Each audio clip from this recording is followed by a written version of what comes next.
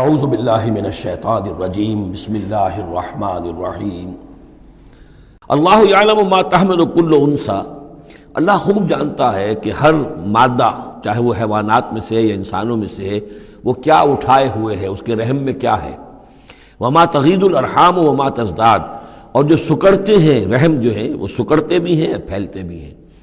جب حمل ہوتا ہے، جیسے بچہ بڑھتا ہے تو وہ رحم جو ہے پھیلتا ہے، اور جب وضع حمل ہو جاتا ہے پھر وہ رحم سکڑتا ہے۔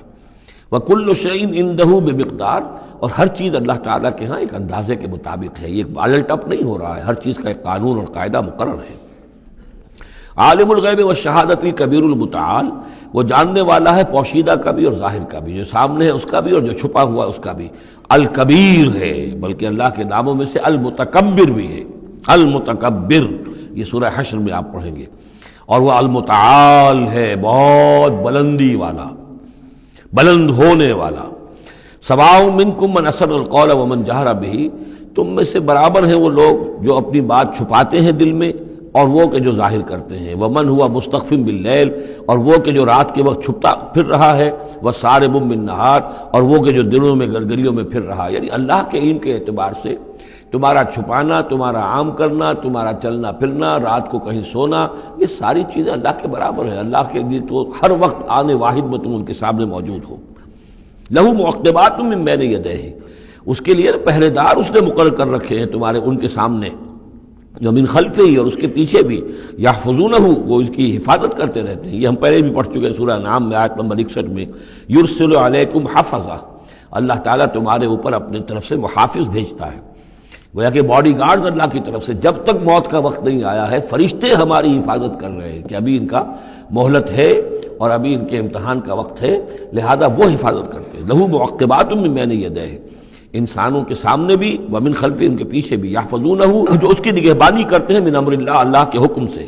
ان اللہ لا یغیر ما بقوم حتی یغیروا ما بانفسہم، یقیناً اللہ تعالیٰ کسی قوم کے حالات نہیں بدلتا، جو بھی کچھ ہوتا ہے اس قوم کے ساتھ، جب تک کہ وہ نہیں بدل دیتے جو کچھ ان کی جانوں میں ہوتا ہے، جو کہ ان کے دلوں میں ہوتا ہے۔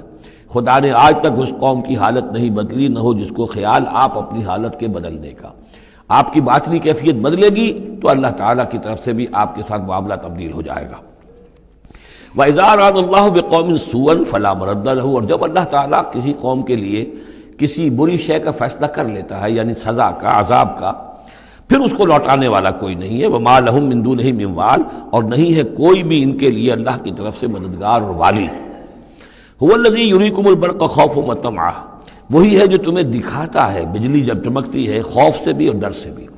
ہو سکتا ہے کوئی طوفان ہو، کوئی بہت بڑی آفت آ رہی ہو، لیکن یہ کہ طمع بھی ہے، بارش ہو، ہماری فصلیں لہلہانے لگیں، تو ما بین الخوف والرجاء۔ وَيُنشِئُ السَّحَابَ الثِّقَالَ، اور وہ اٹھاتا ہے بڑے بھاری اور بوجھل جو بادل ہیں۔ وَيُسَبِّحُ الرَّعْدُ بِحَمْدِهِ، اور رعد جو ہے جب کڑک ہوتی ہے تو وہ بھی در حقیقت اللہ کی تسبیح کر رہی ہوتی ہے اور اللہ کی حمد کر رہی ہوتی ہے۔ وَالْمَلَائِكَةُ مِنْ خِیفَتِهِ، اور اللہ تعالیٰ کے جو فرشتے ہیں وہ بھی اللہ کے ڈر سے اس وقت حمد کرتے ہیں اور اللہ تعالیٰ کی تسبیح کرتے ہیں۔ وَيُرْسِلُ الصَّوَاعِقَ، اور پھر وہ کڑک دار بجلیاں بھیجتا ہے۔ فَيُصِيبَ بِهَا مَن يَشَاءُ وَهُمْ يُجَادِلُونَ فِي اللَّهِ، اور پھر وہ ڈال دیتا ہے ان بجلیوں کو، بجلیاں گرتی ہیں جس پر اللہ چاہتا ہے۔ وَهُمْ يُجَادِلُونَ فِي اللَّهِ، حالانکہ وہ اللہ کے بارے میں جھگڑ رہے ہوتے ہیں۔ وَهُوَ شَدِيدُ الْمِحَالِ، اور یقیناً اس کی پکڑ بہت سخت ہے۔ لَهُ دعوت الحق، اس کا پکارنا حق ہے۔ دو معنی اس کے ہیں، یعنی اس کو پکارا گیا تو گویا کہ ایک واقعی ہستی کو پکارا گیا جو سننے والی ہے اور اس پر قادر بھی ہے کہ تمہاری دعا کو سنے اور قبول کرے۔ باقی کسی اور کو پکارا جا رہا ہے، نہ کوئی سن رہا ہے، تمہاری ساری دعائیں جو ہیں وہ دعاء الکافرین الا فی ضلال، وہ تو ادھر ادھر بکھر رہی ہیں، کوئی سننے والا ہے ہی نہیں۔ تمہارے من گھڑت قسم کے وہ معبود ہیں، یا فرض کیجئے کہ اگر فرشتوں کو پکار رہے ہو یا اولیاء اللہ کو پکار رہے ہو، نبیوں کو پکار، وہ بھی نہیں سن رہے، تو تمہاری وہ ساری پکاریں جا رہی ہیں بیکار اور ضائع۔ لہو دعوت الحق، ہاں اس کو پکارنا جو ہے وہ حق ہے، اس کو پکارا جائے تو یقیناً اللہ سنتا ہے۔ اور ایک یہ بھی ہے کہ جو وہ پکار رہا ہے، جس بات کی وہ دعوت دے رہا ہے، وہ حق ہے۔ لہو دعوت الحق، وہ دعوت دے رہا ہے کہ میری بندگی کرو، میرے احکام پر چلو۔ والذین یدعون من دونہ لا یستجیبون لہم، اور جن کو یہ پکار رہے ہیں اس کے سوا وہ ان کو نہ خود سنتے ہیں نہ ان کی دعا کو قبول کرتے ہیں، بشیء الا کباسط، لیکن سوائے اس کے کہ ان کی مثال اس شخص کی سی ہے کباسط کفیہ الی الماء لیبلغ فاہ، کہ کوئی شخص اپنا ہاتھ پانی کی طرف بڑھا رہا ہے کہ وہ پانی جو ہے اس کے منہ تک پہنچ جائے، وما هو ببالغہ، اور وہ پانی اس کے منہ تک پہنچنے والا نہیں ہے۔